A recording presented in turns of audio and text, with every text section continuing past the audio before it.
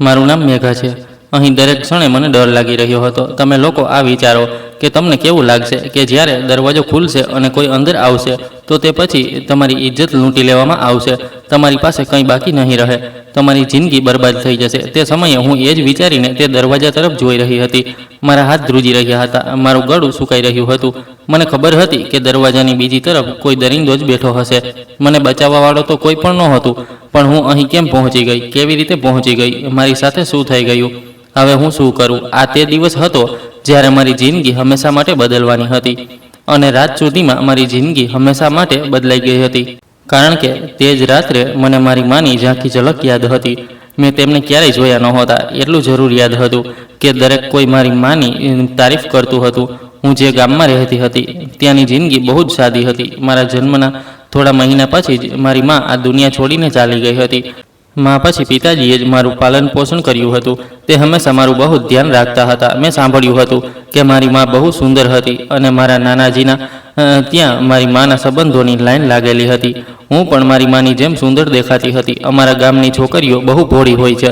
ગામની છોકરીઓને મોટે ભાગે ઘરની બહાર નથી નીકળવા દેવામાં આવતી, પણ મારા પિતાએ ક્યારેય મારા પર રોકટોક નહોતી કરી। તે કહેતા હતા કે બેટી, તું તારી જિંદગી જે રીતે જીવવા માંગે છે જીવ, કારણ કે તું મારા માટે મારી પત્નીની છેલ્લી નિશાની છે। હું ચાહું છું કે તને જીવનની દરેક ખુશીઓ આપું। મારો કોઈ ભાઈ બહેન નહોતો। મારા પિતાએ ક્યારેય બીજી લગ્ન નહોતી કરી। હું જાણતી હતી કે તેમનું પણ મન થતું હશે કે તેમની પત્ની તેમનું અને તેમની દીકરીનું ધ્યાન રાખે। આ વાત મને ત્યારે સમજ આવી હતી જ્યારે હું 13 વર્ષની થઈ ગઈ હતી અને મેં મારા પિતાજીને માની તસવીર હાથોમાં લઈને એકલા રૂમમાં રડતા જોયા હતા। મેં ઘણીવાર પિતાજીને કહ્યું હતું કે તમે ચાહો તો બીજી લગ્ન કરી શકો છો, મને કોઈ વાંધો નહીં હોય। મારા પિતાનું કહેવું હતું કે બેટી, મારી જિંદગીમાં ફક્ત તારી મા જ આવી હતી, તે પછી હું કોઈને મારી જિંદગીમાં સામેલ કરવા નથી માંગતો। મારા માટે મારી દીકરી જ બધું છે, મને કોઈની જરૂર નથી। મને હંમેશા મારા પિતાજીની ચિંતા રહેતી હતી અને હું ઈચ્છતી હતી કે મારા પિતા લાંબી ઉંમર જીવે। મારા પિતા ખેતરોમાં કામ કરતા હતા અને તેમની કમાણીથી અમે બંને બાપ દીકરીનું ગુજરાન આરામથી ચાલી રહ્યું હતું। મેં ક્યારેય મારા પિતા પાસે કોઈ મોંઘી વસ્તુની ઈચ્છા નહોતી કરી, કારણ કે હું જાણતી હતી કે મારા પિતા બહુ મહેનતથી પૈસા કમાય છે। અમારી આ સાદી જિંદગી જ અમારા માટે બધું હતું। અમારું ગામ બહુ મોટું હતું અને ત્યાં ઢગલાબંધ ખેતરો હતા જે શહેરના ઘણા બધા અમીર લોકોના હતા। તે લોકો આવતા હતા, જોતા હતા કે તેમની જમીનો પર ખેડૂતો કેવી રીતે કામ કરી રહ્યા છે, કેટલું અનાજ વાવવામાં આવી રહ્યું છે, કઈ રીતે વાવવામાં આવી રહ્યું છે।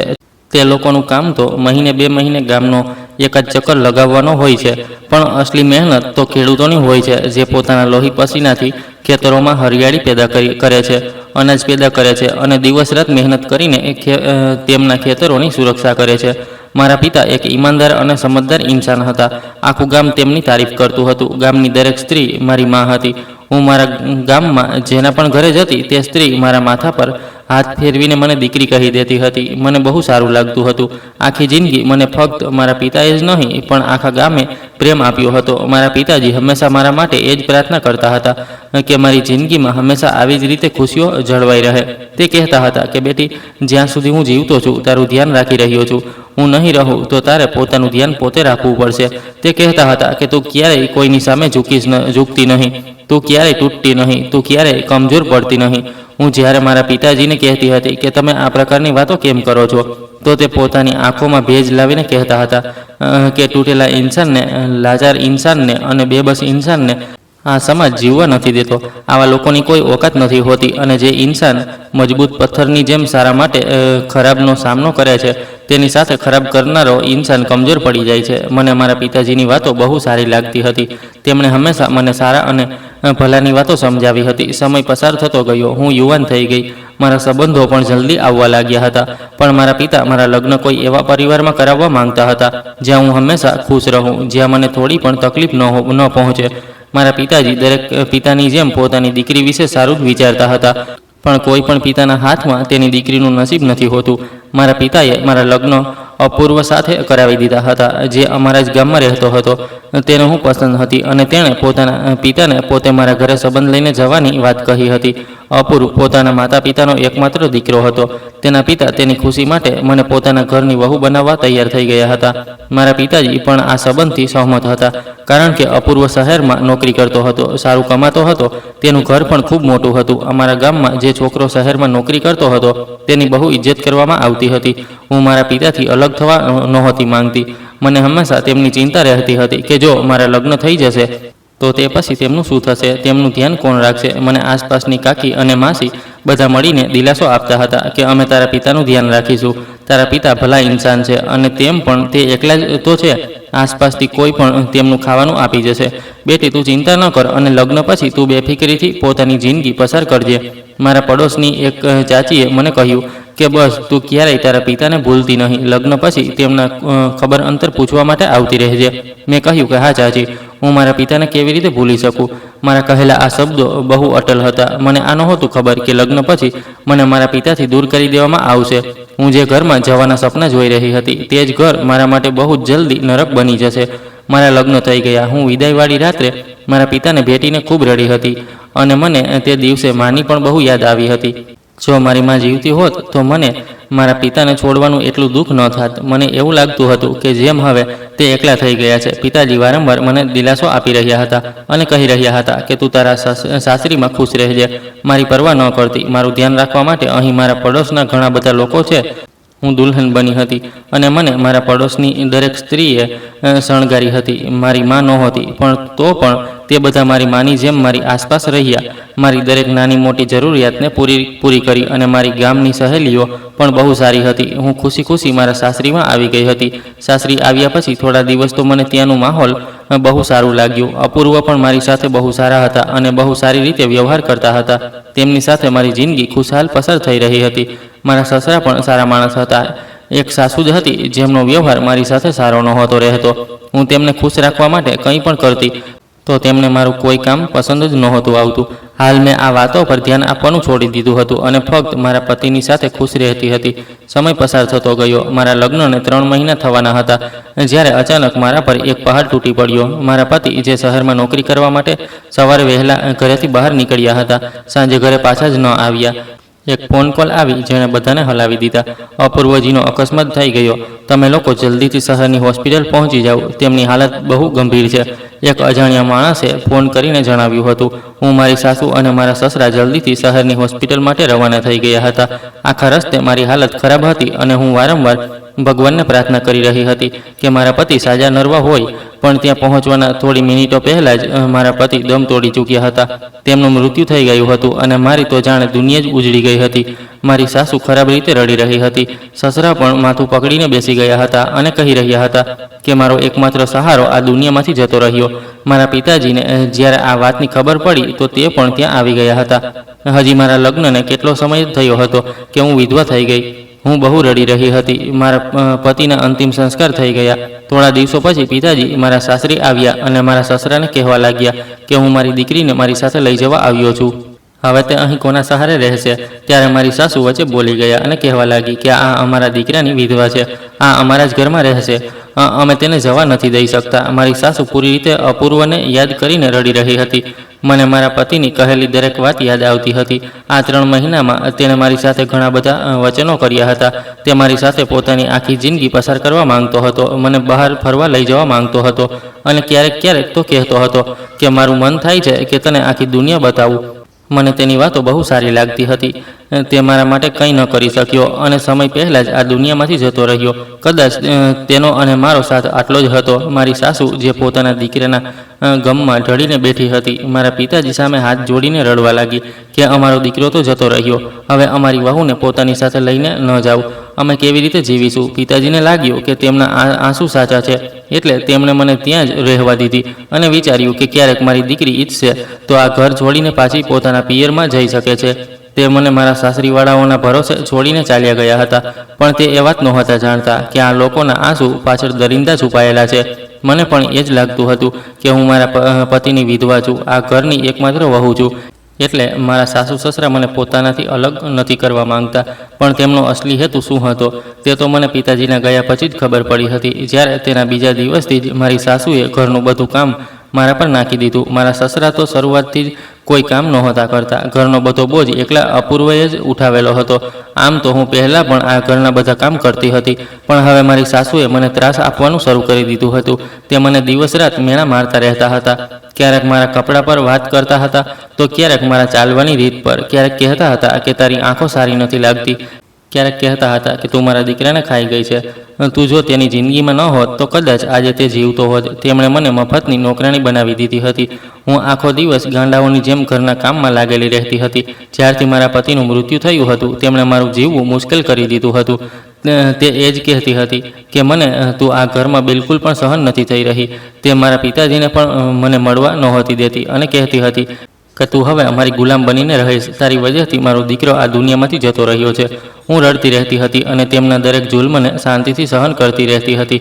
મેં કહ્યું, મેં એવું પણ શું કરી દીધું છે માજી? જો તમને હું એટલી જ ખરાબ લાગું છું તો મને મારા પિતાજી પાસે મોકલી દો. તેમણે કહ્યું કે નહીં, તું તારા પિતા પાસે નહીં જાય.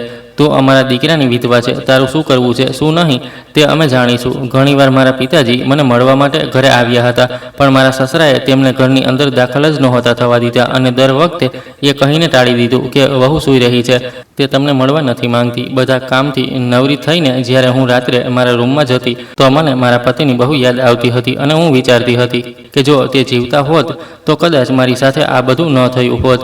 મારી અને અહીં મોજૂદ ફર્નિચરની કિંમત એક જેવી જ હતી. જરૂરતના સમયે ઉપયોગ કરી લેવામાં આવતો હતો અને પછી નજરઅંદાજ કરી દેવામાં આવતો હતો. મારી સાસુ મને પેટ ભરીને ખાવાનું પણ નહોતી આપતી. કહેતી હતી કે હવે અમારો દીકરો આ દુનિયામાં નથી જે તને ખવડાવશે.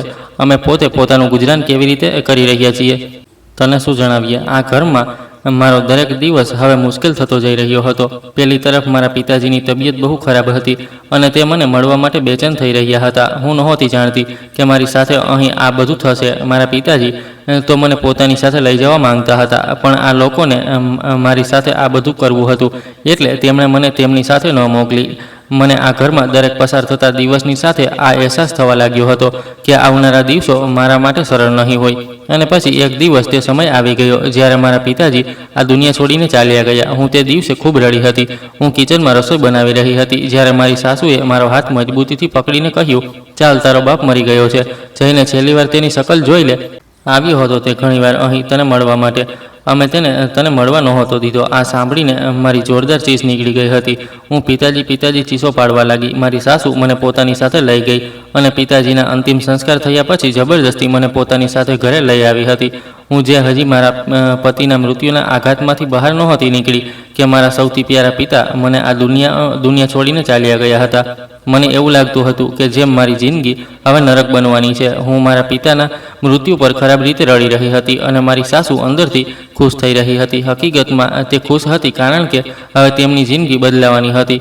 હું એટલી સમજદાર નહોતી કે તેમના ચહેરા પાછળની ખુશીને ઓળખી શકું, પણ આજે જ્યારે હું મારી કહાની સંભળાવી રહી છું તો બધું સમજ આવી રહ્યું છે. મારા પિતા મારા જુદાઈના ગમમાં મરી ગયા હતા અને તેમની બીમારીઓ પણ બહુ વધારે આગળ વધી ગઈ હતી. તે કદાચ આ વાતને જાણતા હતા કે તેમની દીકરીને તેમને કેમ મળવા નથી દેવામાં આવી રહી. તેમણે મને મળવાની બહુ કોશિશ કરી હતી, પણ મારા સસરાએ દર વખતે તેમની સાથે જૂઠું બોલી દીધું હતું કે તમારી દીકરી તમને મળવા નથી માંગતી, તે અહીં બહુ ખુશ છે. બસ આ જ શબ્દો સાંભળીને મારા પિતાજી મારા ઘરના દરવાજાથી મને મળ્યા વિના જ પાછા જતા રહેતા હતા. મને હવે મારી જિંદગી વધુ વેરાન લાગવા લાગી હતી. હવા પણ વધુ ઉદાસ લાગતી હતી. મને હવે દરેક સમયે અજીબ ડર લાગ્યો રહેતો હતો. હું વિચારતી હતી કે ખબર નહીં હવે મારી સાથે શું ખરાબ થવાનું છે. મને આ નહોતું ખબર કે મારી સાસુની વિચારસરણી ત્યાંથી શરૂ થઈ રહી હતી જ્યાં મારી પૂરી થઈ રહી હતી. એક દિવસ બપોરના સમયે હું આંગણામાં કપડાં ધોઈ રહી હતી. બહાર ગરમી બહુ તેજ હતી. તેજ લૂ ચાલી રહી હતી. અચાનક મારી સાસુએ મને અવાજ આપ્યો તો હું જલ્દીથી તેમની પાસે ગઈ. તેમણે અજીબ અંદાજમાં મને ઉપરથી નીચે સુધી જોઈ અને બોલી કે ચા બનાવીને અંદર રૂમમાં લઈ આવ. તેમના અવાજમાં અજીબ સખ્તાઈ હતી. હું શાંતિથી કિચનમાં ગઈ, ટ્રેમાં ચા રાખી અને રૂમ તરફ ચાલી નીકળી. જેવો મેં દરવાજો ખોલ્યો તો મારા પગ ત્યાં જ રોકાઈ ગયા. અંદર એક માણસ બેઠેલો હતો. મેં જલ્દીથી મારા ચહેરા પર ઘૂંઘટ કરી લીધો. મને નવાઈ લાગી હતી કે મારી સાસુએ મને જણાવ્યું પણ નહીં અને અંદર કોઈ માણસ બેઠેલો છે. મારું હૃદય જોર જોરથી ધડકવા લાગ્યું. મેં જલ્દીથી નજર ઝુકાવી લીધી. તે માણસની નજરો સતત મારા પર હતી, એવી નજરો જેમણે મારા આખા શરીરમાં ડર ઉતારી દીધો હતો. મેં જલ્દીથી ટ્રે ટેબલ પર મૂકી અને પાછી ફરી. મારા હાથ ધ્રુજી રહ્યા હતા. રૂમમાંથી બહાર નીકળતી વખતે પણ મને મહેસૂસ થઈ રહ્યું હતું કે તે માણસ મને જ જોઈ રહ્યો છે. હું સીધી મારા રૂમમાં આવી ગઈ, પણ મારું હૃદય બેચેન થઈ ગયું હતું. અજીબ ડર મારા છાતીમાં ઉતરવા લાગ્યો. એવું લાગી રહ્યું હતું કે જેમ કંઈક બહુ મોટું થવાનું છે. થોડી વાર પછી હું પાણી લેવા માટે બહાર નીકળી તો મારી સાસુ ફોન પર વાત કરી રહી હતી. તેમનો અવાજ ધીમો હતો, પણ તો પણ મારા કાનમાં સ્પષ્ટ સંભળાઈ રહ્યો હતો. નહીં, 20 તો ઓછા છે, 25 કે 30 પણ ઓછા છે. મારું હૃદય જોર જોરથી ધડકવા લાગ્યું. હું ત્યાં જ દરવાજા પાછળ ઊભી રહી ગઈ. ખબર નહીં તે કોની સાથે વાત કરી રહી હતી, કઈ વસ્તુની કિંમત લગાવી રહી હતી, પણ તેમનો અવાજ સાંભળીને મારા શરીરમાં ઠંડી દોડી ગઈ હતી. એવું લાગી રહ્યું હતું કે જેમ મારું નામ લેવામાં આવી રહ્યું હોય, જેમ કોઈ સોદો થઈ રહ્યો હોય. મારી સાસુના ચહેરા પર અજીબ ચમક હતી. તે ધીરે ધીરે વાત કરી રહી હતી અને વારંવાર આમ તેમ જોઈ રહી હતી. હું જલ્દીથી મારા રૂમમાં આવી ગઈ. તે રાત્રે મને ઊંઘ નહોતી આવી. વારંવાર તે માણસ યાદ આવી રહ્યો હતો.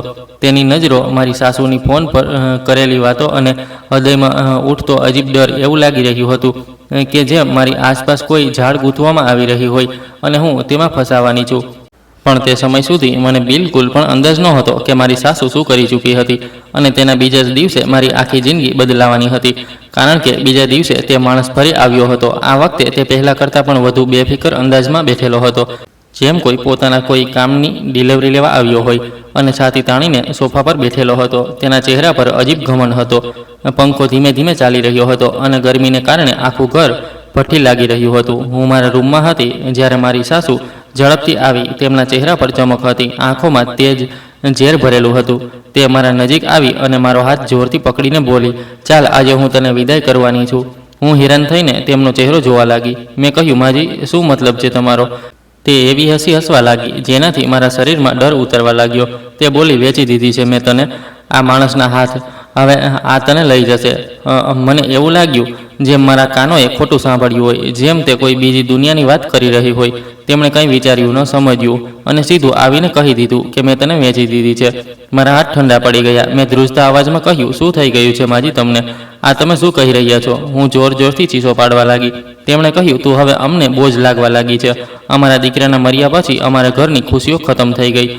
આવક આવવાની બંધ થઈ ગઈ. તારું તો તેમ પણ આ દુનિયામાં કોઈ નથી, તો એટલે તારું કંઈક તો કરવું જ હતું ને. ચાલ, નીકળ આ ઘરમાંથી. હવે તારું કોઈ કામ નથી. મારી આંખોમાં આંસુ આવી ગયા. મેં ધ્રુજતા અવાજમાં કહ્યું, માજી, મારા પર આવો જુલમ ન કરો. પછી મેં મારા સસરાને જોયા, જે શાંતિથી એક તરફ બેસીને આ બધું જોઈ રહ્યા હતા. હું તેમના પગમાં જઈને પડી ગઈ. બાબુજી, તમે માજીને સમજાવો ને. જુઓ આ મારી સાથે શું કરવા જઈ રહ્યા છે.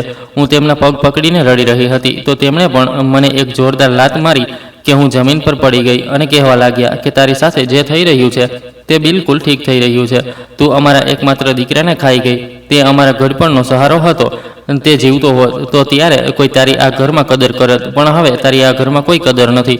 તારી સાથે બિલકુલ ઠીક થઈ રહ્યું છે. મને મારા સસરા પાસેથી આવી અપેક્ષા નહોતી. મારા હાથ ધ્રુજી રહ્યા હતા. હું સતત રડી રહી હતી, પણ તે બંનેના ચહેરા પર થોડી પણ દયા નહોતી.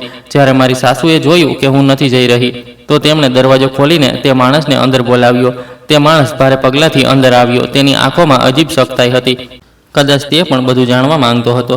કદાચ તે ફક્ત મને લઈ જવા માટે આવ્યો હતો. હું ડરના કારણે પાછળ હટવા લાગી, પણ મારી સાસુએ મારો હાથ જોરથી પકડી લીધો. પછી બંનેએ મળીને જબરજસ્તી મારા હાથ પગ બાંધવા શરૂ કરી દીધા. હું ચીસો પાડી રહી હતી, રડી રહી હતી, પોતાને છોડાવવાની કોશિશ કરી રહી હતી, પણ તે બંને મારા કરતાં વધારે તાકાતવર હતા અને તેમની સાથે મારા સસરા પણ તેમની મદદ કરી રહ્યા હતા.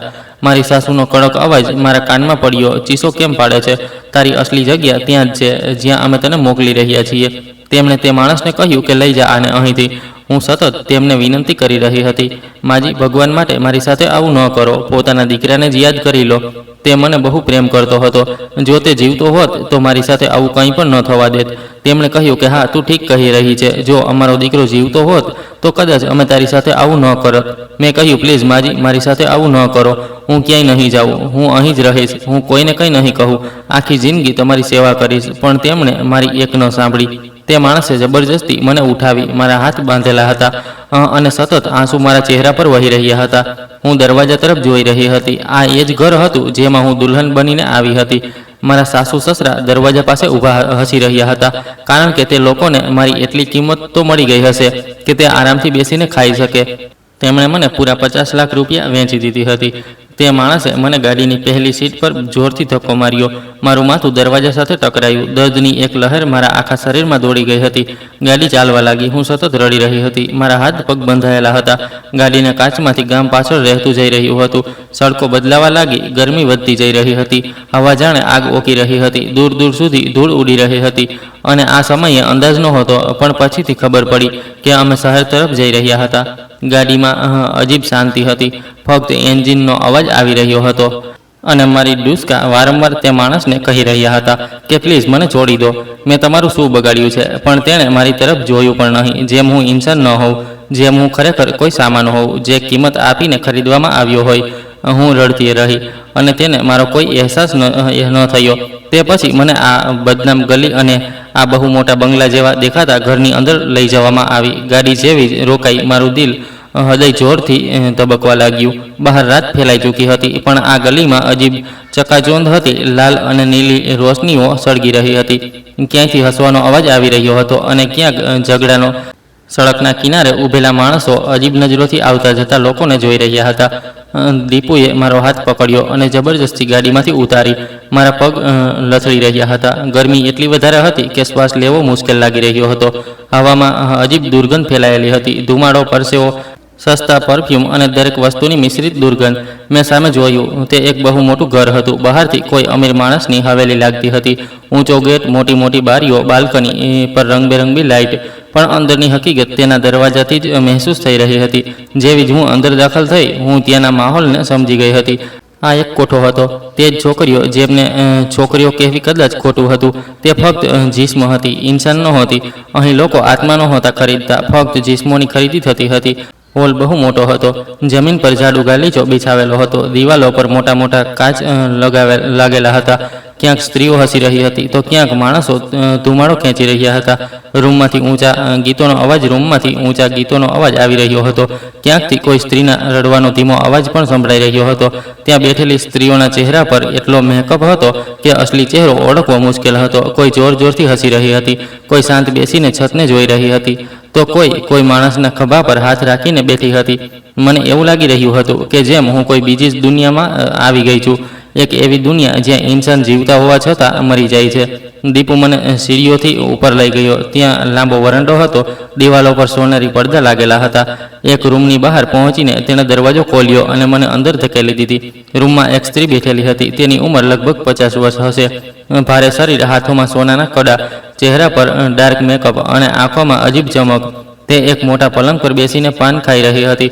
દીપુએ કહ્યું, રસીલીબાઈ, માલ લઈને આવી ગયો છું. જેવી જ તે સ્ત્રીએ મને જોઈ, તે ચોંકી ગઈ. તેની આંખો ફેલાઈ ગઈ. તે જલ્દીથી પોતાની જગ્યાએથી ઊભી થઈ ગઈ અને મારા નજીક આવીને કહેવા લાગી, તું પણ પાગલ છે કે શું ઉઠાવીને લાવી રહ્યો છે?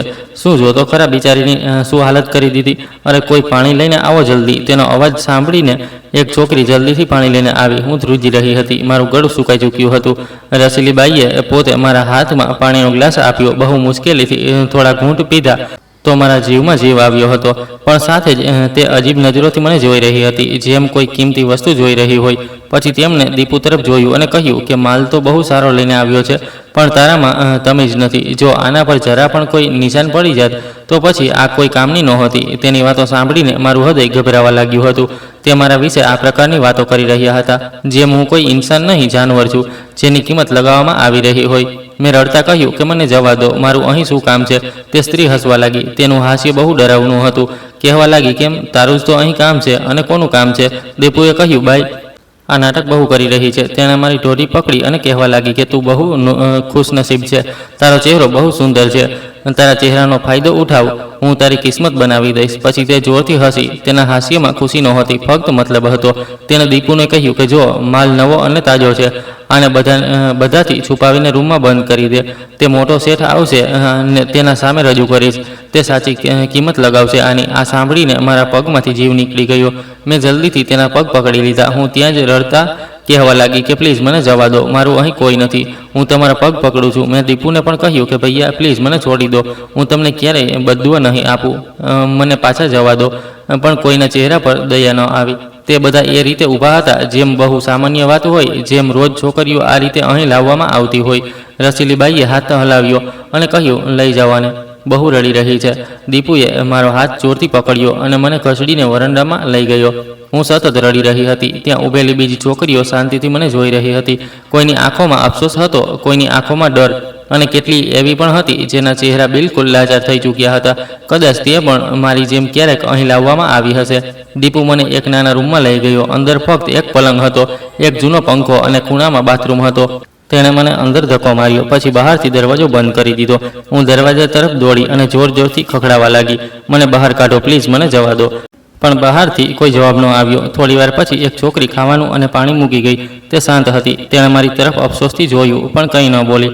મેં આખા રૂમને ધ્યાનથી જોયું. બારી પર મોટી સળીઓ લાગેલી હતી. દરવાજો બહારથી બંધ હતો. દિવાલો ખાલી હતી.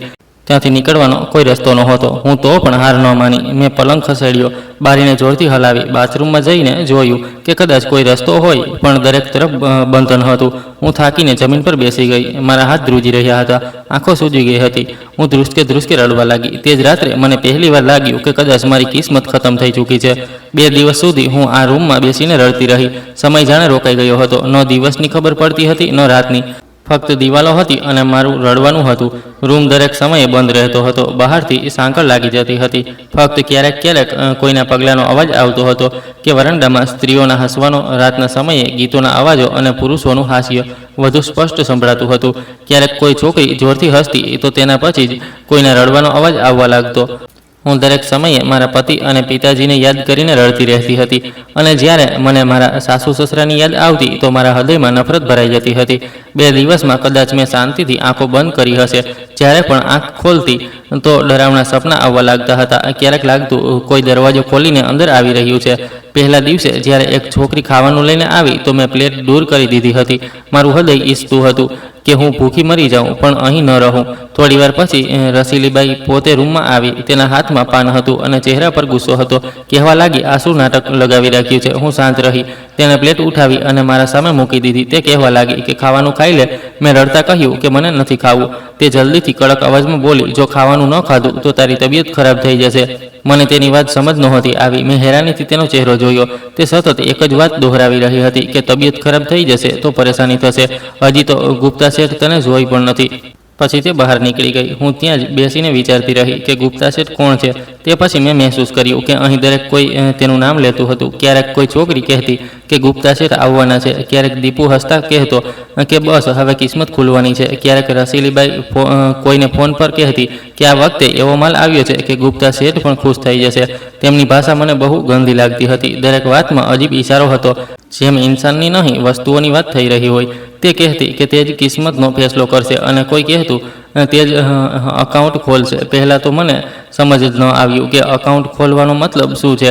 પછી ધીરે ધીરે તેમની વાતનો મતલબ સમજમાં આવવા લાગ્યો અને મારી આત્મા ધ્રુજી ઉઠતી હતી. હું જ્યારે પણ આ બધું સાંભળતી મારા શરીરમાં ડર ભરાઈ જતો હતો. મને લાગતું હતું કે જેમ હું કોઈ બજારમાં ઊભી છું જ્યાં દરેક વસ્તુની કિંમત લાગે છે અને હવે મારો વારો હતો. બીજા દિવસે સાંજના સમયે બહાર બહુ ઘોંઘાટ થયો હતો. કોઈ મહેફિલ લાગેલી હતી. સંગીતનો અવાજ દિવાલો સાથે ટકરાઈ રહ્યો હતો.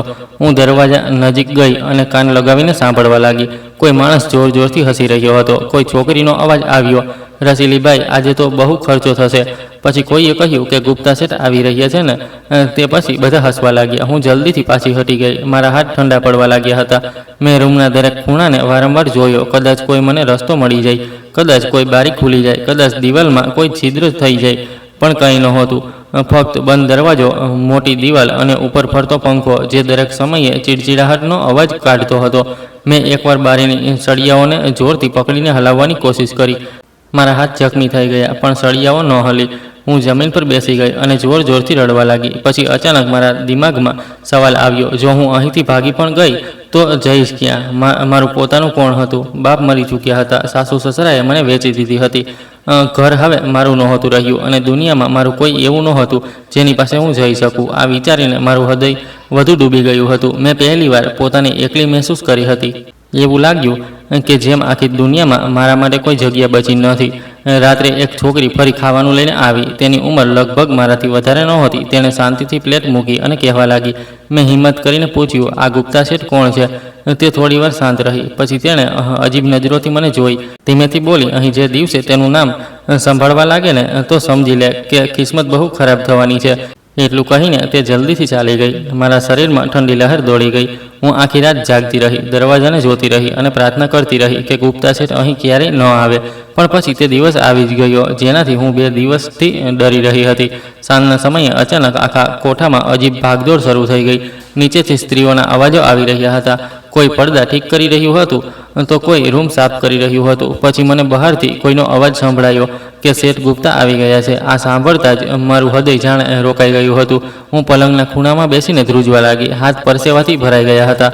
એવું લાગી રહ્યું હતું કે જેમ મારા શરીરમાંથી બધું લોહી નીકળી ગયું હોય. બહારથી રસીલીબાઈનો અવાજ આવી રહ્યો હતો કે રૂમ સાફ તૈયાર કરો, જલ્દી બધી વસ્તુઓ ઠીક થવી જોઈએ. પછી થોડી સ્ત્રીઓ હસવા લાગી. મારો શ્વાસ રૂંઘાવા લાગ્યો હતો. હું વારંવાર દરવાજા તરફ જોઈ રહી હતી. હૃદય ઈચ્છતું હતું કે દિવાલ તોડીને ભાગી જાઉં. ત્યાંથી નીકળવાનો કોઈ રસ્તો જ નહોતો. થોડીવાર પછી દરવાજો ખુલ્યો અને એક છોકરી અંદર આવી. તેના હાથમાં કપડાં હતા, બહુ ભારે કપડાં. લાલ રંગનો લહેંગો હતો, દુપટ્ટો, ચૂડીઓ, પાયલ, મેકઅપનો બધો સામાન. આ બધું જોઈને તો હું સ્તબ્ધ થઈ ગઈ હતી. એવું લાગી રહ્યું હતું કે જેમ મને દુલ્હન બનાવવામાં આવવાની હોય. પણ આ કોઈ ખુશીની દુલ્હન નહોતી. આ તો કોઈ બજારમાં સજાવીને બેસાડવાની વસ્તુ હતી. તે છોકરી શાંતિથી સામાન ટેબલ પર મૂકવા લાગી. તેની આંખોમાં અજીબ દુઃખ હતું. કદાચ તે મારા પર દયા ખાઈ રહી હતી. પણ હું તેના નજીક ગઈ અને તેના હાથ પકડી લીધા. હું રડતા બોલી, પ્લીઝ મારી મદદ કરો, મને અહીંથી કાઢી દો. હું અહીં નથી રહેવા માંગતી. આજનો દિવસ મારી જિંદગીનો સૌથી ખરાબ દિવસ બની જશે. મારું શું થશે? તે થોડીવાર શાંત રહી. પછી તેણે ધીમેથી મારા હાથ અલગ કર્યા અને ધીમા અવાજમાં બોલી, અમે કંઈ કરી શકતી નથી. અમે બહુ જ મજબૂર છીએ. તું અમને વધુ મજબૂર ન કર. હું કંઈ નથી કરી શકતી તારા માટે. જે મારું કામ છે તે મને કરવા દે. નહીં તો તારી પણ ખેર નથી અને સાથે મારી પણ.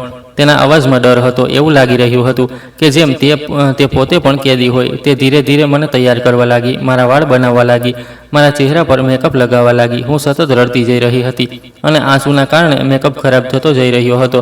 તે વારંવાર મારા આંસુ સાફ કરતી અને પછી મેકઅપ ઠીક કરતી. મેં તેને ધ્યાનથી જોઈ. તેની ઉંમર પણ વધારે નહોતી, લગભગ 20 કે 21 વર્ષની હશે. પણ તેની આંખો બહુ વૃદ્ધ લાગી રહી હતી, જેમ તેણે ઉંમર કરતાં વધારે દુઃખ જોઈ લીધા હોય. મેં ધીમેથી પૂછ્યું, તારી સાથે પણ આવું જ થયું હતું કે શું? તે પછી એક ક્ષણ માટે રોકાઈ ગઈ. પછી તેણે ધીમેથી કહ્યું કે હા, બસ એક શબ્દ. પણ આ શબ્દમાં એટલો દર્દ હતો કે મારું હૃદય બેસી ગયું. હું શાંત થઈ ગઈ. થોડીવાર પછી મેં ફરીથી પૂછ્યું કે ગુપ્તા શેઠ કેવા માણસ છે?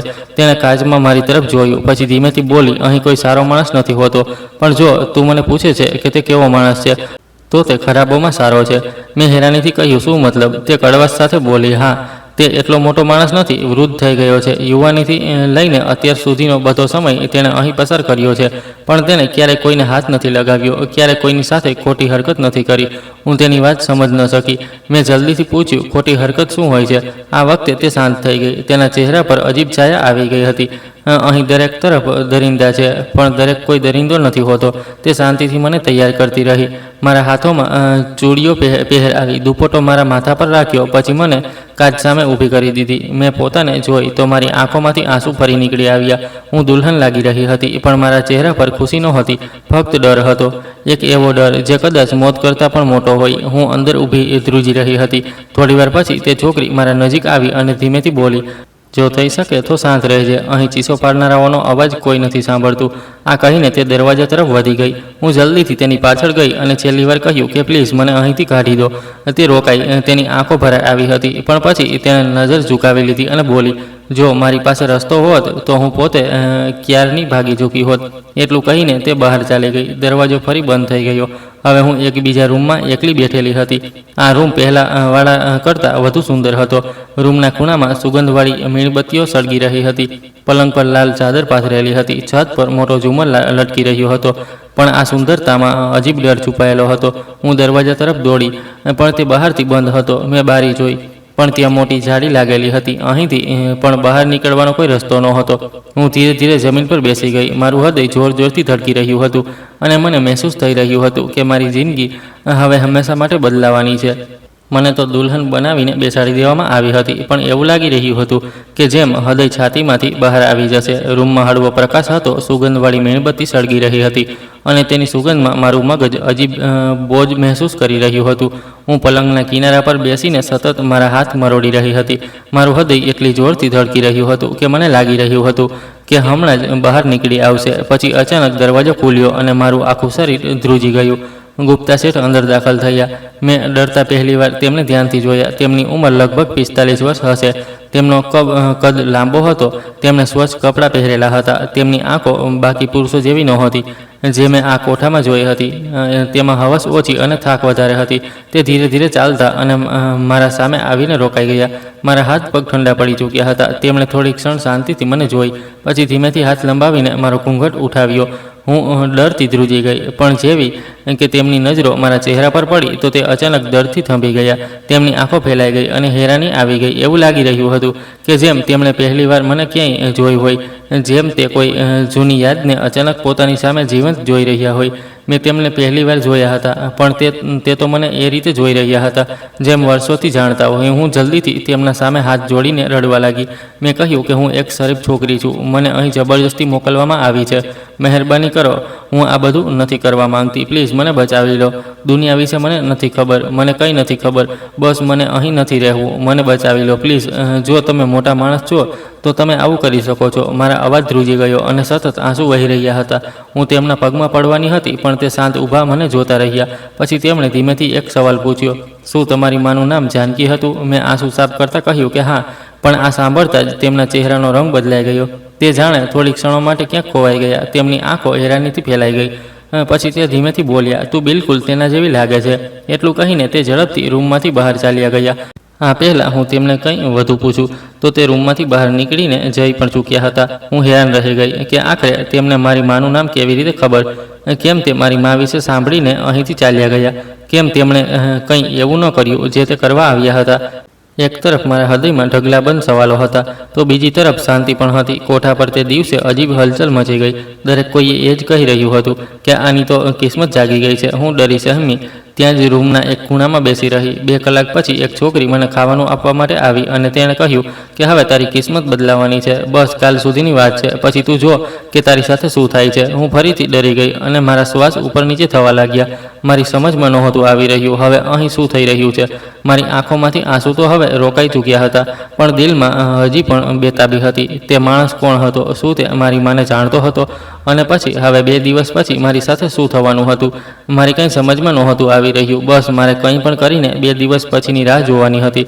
મારી સાથે અહીં હવે કોઈ પણ ખોટો વ્યવહાર નહોતું કરી રહ્યું. બધા મને રૂમમાં એકલી છોડીને ચાલ્યા ગયા હતા અને કોઈ પણ મને મળવા નહોતું આવ્યું. કોઈએ પણ મને ત્રાસ નહોતો આપ્યો. અને પછી 2 દિવસ પણ પસાર થઈ ગયા. બપોરના 3 વાગ્યાના સમયે રૂમનો દરવાજો ખુલ્યો અને 3 પીસમાં એક નવયુવાન અંદર દાખલ થયો. તેને જોઈને હું ઉછળી પડી હતી કે હવે ન જાણે આ કોણ છે અને હવે મારી સાથે શું થવાનું છે. તે મારા સામે આવીને બેસી ગયો. તેણે મને ધ્યાનથી જોઈ અને કહેવા લાગ્યો, ઊભી થઈ જા. હું તેની વાત સાંભળીને લથડતા પગલાંથી જમીન પર આવીને ઊભી થઈ ગઈ હતી. હું જે હજી સુધી પથારી પર બેઠેલી હતી હવે જમીન પર પોતાની મોજૂદગીથી બહુ ધ્રુજી રહી હતી. તેણે કહ્યું, તારે ગભરાવાની જરૂર નથી. હું તને અહીંથી લઈ જવા માટે આવ્યો છું. તને કોઈ કંઈ નહીં કરે. હું તેનો ચહેરો જોવા લાગી. મારી આંખોમાં ખુશીના આંસુ આવી ગયા હતા. મેં વિશ્વાસ ન કરતા કહ્યું કે તમે સાચું કહી રહ્યા છો? તો તેણે ધીમેથી કહ્યું કે હા, કારણ કે આ સિવાય કોઈ રીત નથી તને અહીંથી બચાવવાની. તું ગભરા નહીં. હું આજે જ તને અહીંથી લઈ જઈશ. 1 દિવસ પણ વધુ નહીં છોડું અને આ લોકો તને કંઈ પણ નહીં કરી શકે. મને સમજ નહોતું આવી રહ્યું કે આ સપનું છે કે હકીકત. તે માણસનું આવવું અને આજે આ છોકરાનું આવવું કદાચ મારા માટે કોઈ ચમત્કારથી ઓછું નહોતું. તેણે મારો હાથ મજબૂતીથી પકડ્યો અને ઢગલાબંધ નોટ રસીલી બાઈને આપીને કહ્યું કે આ બધું તમારા છે અને હું આ છોકરીને મારી સાથે લઈને જઈ રહ્યો છું. હવે પછી કોઈએ પણ આ છોકરીનો પીછો કર્યો તો હું તેને જાનથી મારી નાખીશ. તે મારો હાથ મજબૂતીથી પકડીને ચાલતો જતો રહ્યો હતો અને ત્યાં મોજૂદ બધા લોકો તેને જોતા જ રહી ગયા. કોઈમાં પણ એટલી હિંમત નહોતી કે કોઈ તેને રોકી શકે. હું પણ હેરાનીથી બસ તેને જોઈ રહી હતી. મને એટલો તો અંદાજ થઈ ગયો હતો કે આ કોઈ સામાન્ય ઇન્સાન નથી. રસીલીબાઈના ચહેરા પર પૈસા આવી જવાથી જે ખુશી હતી તેને કદાચ હું તેમને લોકોને જણાવી નથી શકતી. તે છોકરો મને પોતાની સાથે આ મોટા બંગલામાં લઈ આવ્યો હતો અને મને રૂમમાં બેસાડી દેવામાં આવી હતી. હું હજી સુધી ડરી ગયેલી હતી કારણ કે મારી જિંદગીમાં આજ સુધી કોઈ વસ્તુએ આટલો સરળ રસ્તો નહોતો બનાવ્યો. પછી થોડી વાર પછી મારા માટે વેઇટર ગરમ ખાવાનું લઈને આવ્યો. હું આ બધું હેરાનીથી જોઈ રહી હતી. હજી થોડી વાર પહેલાં સુધી તો હું એક કોઠાના બંધ રૂમમાં બેસીને રડી રહી હતી અને હવે આ મોટા બંગલામાં મારી સાથે બહુ જ સારો વ્યવહાર થઈ રહ્યો હતો. જેમ હું કોઈ ઇજ્જતદાર ઘરની છોકરી હોઉં. ખાવાનું લાવવાવાળો નોકર મને નાની માલકીન કહી રહ્યો હતો. આ શબ્દો સાંભળીને મારી આંખો ભરાઈ આવી હતી. જિંદગીમાં પહેલીવાર કોઈએ મને ઇજ્જતથી બોલાવી હતી. હું દુલ્હન તો પહેલાંથી જ બનેલી હતી, પણ મને આ નહોતું ખબર કે આજે મારા લગ્ન પણ થવાના છે. થોડીવાર પછી એક માણસ રૂમમાં આવ્યો. તેમનો ચહેરો જોતાં જ મારા હોશ ઉડી ગયા હતા. મને મારી આંખો પર વિશ્વાસ નહોતો થઈ રહ્યો કે મારી તેમની સાથે મુલાકાત અહીં થશે. આ માણસ કોઈ બીજો નહીં પણ ગુપ્તા શેઠ હતો, જેના વિશે કોઠા પર બહુ ચર્ચા થઈ રહી હતી અને જે મારી માનું નામ પૂછ્યા પછી રૂમમાં મને છોડીને ચાલ્યા ગયા હતા. તે ઇજ્જતથી મારા સામે આવીને ઊભા થઈ ગયા. હું ફાટી આંખોથી તેમને જોતી રહી. તે પછી તેમણે જે સચ્ચાઈ મને જણાવી તેણે તો મારા હોશ ઉડાવી દીધા. તેમણે કહ્યું, મેઘા બેટી, હું તારા લગ્ન મારા દીકરા અરુણ સાથે કરાવવા માગું છું. તે જ છોકરો અરુણ જે તને અહીં આ ઘરમાં લઈને આવ્યો છે. હું જાણું છું કે તું પહેલાંથી જ પરિણીત છે, પણ તું એક માણસની વિધવા રહી ચૂકી છે. મને તારી બધી હકીકત ખબર છે. સત્ય કડવું છે, પણ હું તને પૂરી હકીકત જણાવી દેવા માગું છું. હું કોણ છું, કેમ તારા લગ્ન મારા દીકરા સાથે કરાવવા માગું છું, અને હું તને અને તારી માને કઈ રીતે જાણું છું, બધું આજે હું તને જણાવીશ. ખરેખર તું જે ગામની રહેવાવાળી છે, હું પણ ત્યાંનો એક મોટો જમીનદાર હતો. હું મારા પિતા સાથે ત્યાંની જમીનો પર જતો હતો. ગામમાં જતાં જતાં મને તારી મા સાથે પ્રેમ થઈ ગયો, જે તે જ ગામમાં રહેવાવાળી હતી. પણ તારી મા મને પ્રેમ નહોતી કરતી. તે એક સારી અને શરીફ પરિવારની છોકરી હતી. તે અવારનવાર ગામમાં ડાંગર કાપવા માટે આવતી હતી. અમારા જ ખેતરો પર કામ કરતી હતી. હું તારી મા સાથે દિલ લગાવી બેઠો હતો અને તેની સાથે વાત કરવાની કોશિશ કરતો હતો. મને તેની સાથે સાચો પ્રેમ થઈ ગયો હતો. મેં નક્કી કરી લીધું હતું કે હું જાનકી સાથે લગ્ન કરીને જ રહીશ. મેં અમારા ઘરમાં જ્યારે પિતાજીને આ વિશે જણાવ્યું કે હું ખેડૂતની દીકરી જાનકી સાથે લગ્ન કરવા માગું છું, તો તેમણે સખ્તીથી ઇનકાર કરી દીધો અને કહ્યું કે અમે અમીર લોકો છીએ, તે છોકરી અમારા ઘરની વહુ ક્યારેય બની ન શકે. મેં મારા ઘરવાળાઓને મનાવવાની દરેક રીતે કોશિશ કરી હતી, પણ કોઈ પણ મારી વાત માનવા તૈયાર નહોતું થઈ રહ્યું. હું ખૂબ રડ્યો, તરફડ્યો, ગીડગીડાવ્યો. મારા ઘરવાળાઓ પર જાણે કોઈ અસર જ નહોતી થઈ રહી. પછી એક દિવસ મેં મારો જીવ લેવાની કોશિશ કરી અને મારા પિતાને કહ્યું કે જો તે જાનકીના ઘરે સંબંધ લઈને ન ગયા તો હું મારો જીવ લઈ લઈશ. મારા આ ભાવનાત્મક શબ્દો પર મારા પિતાએ કહ્યું હતું કે ઠીક છે, અમે તારા લગ્ન તે છોકરી સાથે કરાવી દઈશું, પણ બદલામાં તારે તારું ભણતર પૂરું કરવું પડશે. જ્યારે તું તારું ભણતર પૂરું કરીને પાછો આવીશ ત્યારે અમે બધા ભેગા મળીને તારો સંબંધ લઈને ગામ જઈશું. હું ખુશ થઈ ગયો હતો અને મારા પિતાની વાતોમાં આવીને શહેરમાં ભણવા માટે ચાલ્યો ગયો. 7 વર્ષ પછી જ્યારે હું મારું ભણતર પૂરું કરીને પાછો ગામ પહોંચ્યો તો મને ખબર પડી કે જાનકીના લગ્ન થઈ ગયા છે અને તેના લગ્નને 5 મહિના પસાર થઈ ચૂક્યા છે. આ સાંભળીને મને ખૂબ અફસોસ થયો હતો. કદાચ મારા પ્રેમની નિષ્ફળતાનું કારણ એ હતું કે મારો પ્રેમ એકતરફી હતો. મેં ક્યારેય જાનકીને આ જણાવ્યું જ નહોતું કે હું તેને બેપનાહ પ્રેમ કરું છું. મારા પિતાએ મારા વિદેશ ગયા પછી જાનકીના પિતાને કહ્યું હતું કે તે જલ્દીથી તેના લગ્ન ક્યાંક પણ કરી દે અને તે પોતે તેના લગ્નનો બધો ખર્ચ ઉઠાવશે. તેમણે જાણી જોઈને મારા માટે આ જાળ બનાવી હતી જેથી જાનકી મારી જિંદગીમાં ન આવી શકે. હું મારા પ્રેમને ખોઈ બેઠો હતો. તે કોઈ બીજાની થઈ ગઈ હતી. પછી હું જાણે પાગલોની જેમ આમ તેમ ભટકવા લાગ્યો. મને ગહેરો આઘાત લાગ્યો હતો અને મેં મારા આઘાતને દબાવવા માટે કોઠા ઉપર જવાનું શરૂ કરી દીધું. મારા પિતાએ જબરદસ્તી મારા લગ્ન પોતાની પસંદની છોકરી સાથે કરાવી દીધા, જેનાથી મારો આ દીકરો અરુણ થયો. મારી પત્ની હેમા આ ઘરમાં તો જરૂર આવી ગઈ હતી, પણ હું તેને તે ઇજ્જત અને પ્રેમ નહોતો આપતો જે હું જાનકીને આપવા માંગતો હતો. મારી પત્ની હેમા પણ સારી સ્ત્રી છે. તેણે ક્યારેય મારા ખોટા વ્યવહાર પર કોઈ વાંધો નહોતો ઉઠાવ્યો. પોતાનું ઘર વસાવવા માટે મારી સાથે આ ઘરમાં રહેતી હતી. કદાચ તેને પોતાનો સમય પસાર કરવા માટે સંતાન મળી ગયું હતું અને હું મારા દિલમાંથી આ આઘાત ક્યારેય કાઢી જ ન શક્યો કે જાનકી મારી ન થઈ શકી અને બહુ જ જલ્દી આ દુનિયા છોડીને ચાલી ગઈ. મેં તેની યાદમાં દરેક ખોટું કામ કરવાનું શરૂ કરી દીધું હતું, પણ કોઠા પર જઈને ક્યારેય કોઈ સ્ત્રીની ઇજ્જત નીલામ નહોતી કરી. હું કોઠાની સૌથી સુંદર છોકરીની વધારે કિંમત આપતો હતો. તેની સાથે રૂમમાં મોજૂદ જરૂર થતો હતો, પણ ક્યારેય મેં કોઈની સાથે કંઈ નહોતું કર્યું. કદાચ આજ મારો નિરાશા કાઢવાનો તરીકો હતો. પછી થોડા દિવસ પહેલાં મને ખબર પડી હતી કે તારા લગ્ન થઈ ગયા છે. હું ભલે જાનકીના મર્યા પછી ફરી ગામ ન ગયો પણ મને ખબર પડી જતી હતી કે ત્યાં શું શું થઈ રહ્યું છે. તે દિવસે જ્યારે મેં તને કોઠાના રૂમમાં પહેલીવાર જોઈ તો મને તારી શકલમાં મારી જાનકી નજર આવી હતી અને તે કહ્યું કે તું તેની જ દીકરી છે. મારી કંઈ સમજ ન આવ્યું અને હું ત્યાંથી નીકળી આવ્યો.